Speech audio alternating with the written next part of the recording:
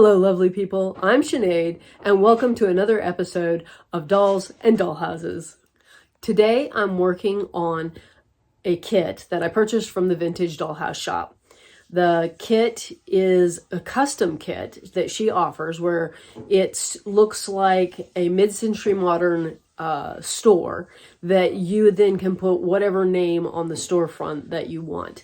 And I had her do me a Mudwood cottage sign. So that's what I'm going to put together today. I painted it yesterday, so I got a head start. And let's turn the camera around and get started. So here are the parts, and as you can see, it's a pretty simple kit. The base had little lasered lines for parking spots, and I tried to highlight them, and I kind of should have gotten a paint pen instead of trying to do it with a paintbrush. But I've painted the interior and then the parking lot, and the exterior is the color of the pottery that we, the redware pottery that we do. The sun is out, which is going to make this actually more challenging. You would think it would be helpful, but it creates shadows. Anyway, so there's the front window, or the front wall of the shop has two pieces, and so that you can get some depth here. And I thought that was pretty cool. So that you have basically a window set in area. And so I think I'm going to start by gluing the door in.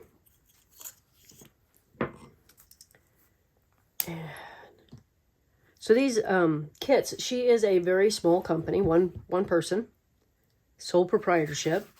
And she has had to be dealing with fallout from the hurricane season. In fact, bad enough that during the worst of it, she went and visited family in another state. So in order to help keep cash flow flowing, a lot of us ordered stuff that we were totally willing to wait until she got back for her to ship. And she didn't get hit that hard as far as her personal property where she lives. Her shop did not actually get hit that hard. There was a lot of infrastructure damaged. I think a lot of people in the areas that were hit are dealing with that. One of the cool things about this that I have been contemplating is putting miniature shelves, and Joey was in there figuring out, oh, how would I make miniature pottery to go on those shelves? And I was just like, yeah, little boogers, and you stick a dip in it, and it's a bowl, or it's actually would probably be more like a scale of a planter. I don't know. I don't think that out of redware that we could get anything close. And then I was thinking about the irony of using paper clay. But in the end, I might just photograph some stuff and then print it out really tiny. And this is what I'm talking about the shadow. Like, there, now you can see it. The sun is really bright from the one direction and causing it to be really dark if I stick my hand between the sunshine and what I'm doing. So we got the front glued together with the door. This is the roof. I don't want that yet. Now we're going to see how well I can get the little notches in this time. So we got side walls here. And that's a good question. As I sit here and just am going at it, I did not watch her how-to video. I'm going to admit it. I barely looked at the instructions. Okay, there we go. So again, trying to get the notches in. And realizing too that there's a notch that goes into this front wall. And how am I going to do? Okay, we're just going to go for it. See what happens.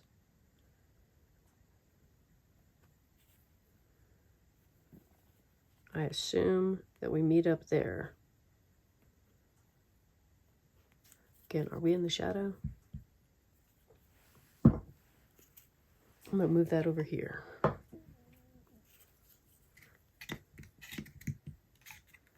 Okay. Oh, I forgot the glue on the bottom. You know, it doesn't glue in place real well without it. Glue the door in place. So I really encourage you to support her. Her kits are fun, especially if you like mid-century modern. There is a variety in that style.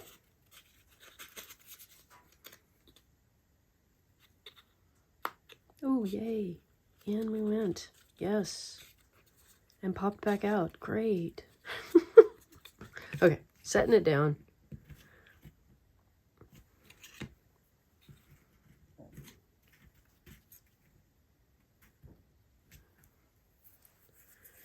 Yeah, going together really easy.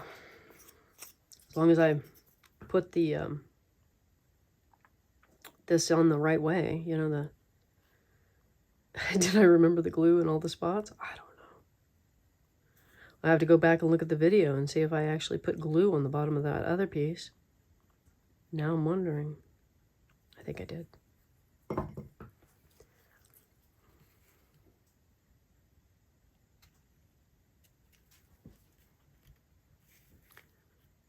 Oh boy. Ooh, we're a little, there we go. It's like, why are we not going into all the spots? Okay. And I think we can just glue the roof on.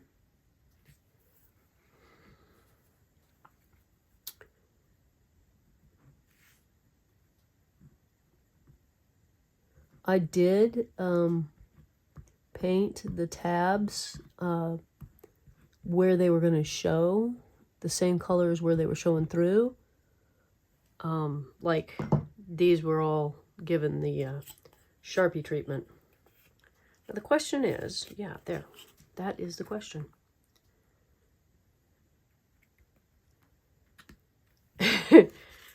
Am I going to get my tabs lined up right? Or am I just going to smear glue around? Well, I'll tell you what, picking it up was the solution. But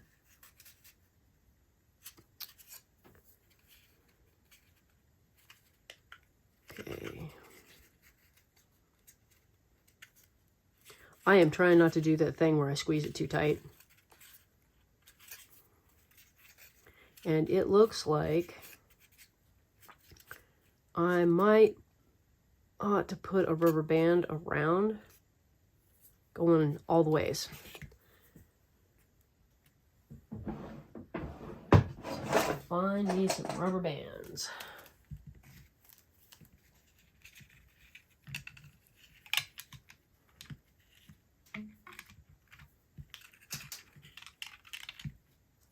Oh, I should have gone the other way first.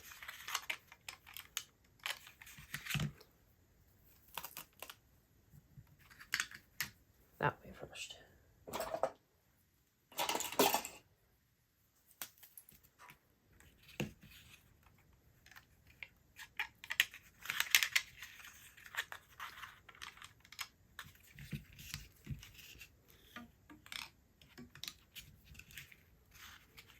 I try to line the rubber bands up with the areas where it's making the most contact, you know, like the roof over the walls.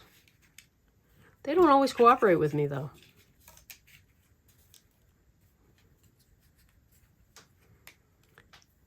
That one's going to be interesting to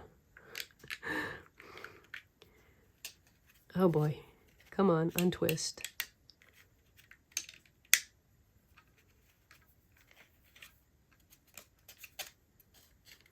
There we go. These aren't putting a whole lot of pressure on. I did not double them up or anything so that they would be tighter, which might have been a good plan. But after, okay, you can see in there, that rubber band comes off, or maybe right now, we are going to put in the, interesting, there's a strip I didn't paint. I should have painted that. Okay, I may have to go back and add some paint right along there. Or, well, this, maybe we pull that down. Yeah, we could do that. So on the painting of the sign, okay, so it's wood burned in, so there's, or laser cut actually, in the just slightly.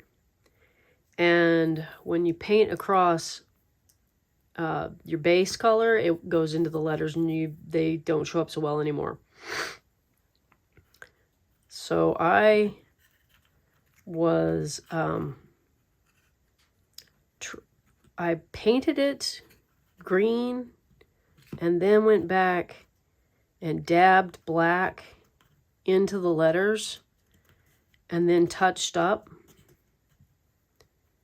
all the while just trying. It was a watered down black, probably would have worked better, I'm guessing, you know, like you would with trying to create get the images to pop when they've got texture. Anyway, it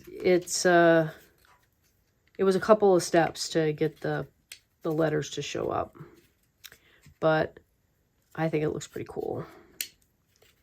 Once we are dry, which we'll come back and show you. The glue is basically dry, and I moved the sign. I didn't like where it was at.